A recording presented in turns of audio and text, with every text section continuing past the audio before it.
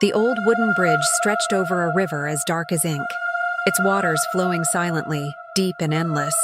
The bridge creaked with every step, the rotting planks moaning under the weight of time. A thick fog wrapped around it, veiling everything beyond it in eerie obscurity. For weeks, Sarah had been haunted by dreams of standing on that very bridge. Each time, a cold, invisible hand pushed her, sending her plummeting into the dark waters below.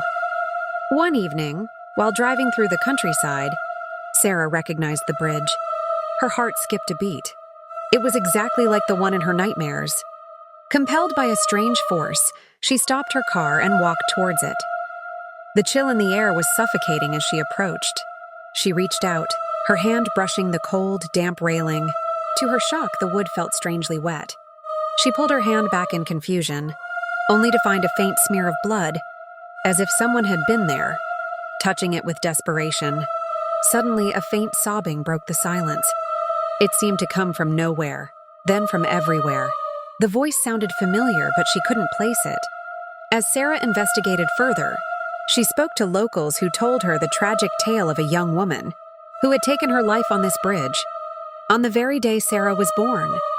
The woman's name had been Sarah too, and the locals said her spirit still haunted the bridge, calling to others who shared her name. That night, Sarah returned to the bridge, desperate for answers.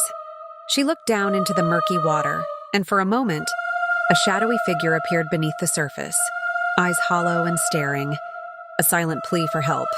Near the bridge's edge, she noticed something carved into the wood. "You can't leave." The handwriting matched her own. Panic surged through her as she realized this was no coincidence. Footsteps, slow and heavy, echoed behind her, but when she turned, no one was there. A shadow moved beneath the bridge, vanishing as soon as she got closer. The wind howled, and suddenly, the rain began to fall, not on her, but on the river, creating waves that seemed to form hands reaching for her. Then, an old package arrived at her. A photograph of the bridge and a note. "We've been waiting for you." That night, she dreamed again of the bridge. A woman in a white dress leaned against the railing, her back to Sarah. When Sarah approached, the woman turned. Her face was mutilated, blood dripping from her mouth. Desperate to leave, Sarah tried to cross the bridge one last time, but the railing suddenly gave way. As she nearly fell into the river, her fingers brushed against the wood, finding human-like scratches in the rotting planks. As she stood at the edge, a whisper grazed her ear. "We are one.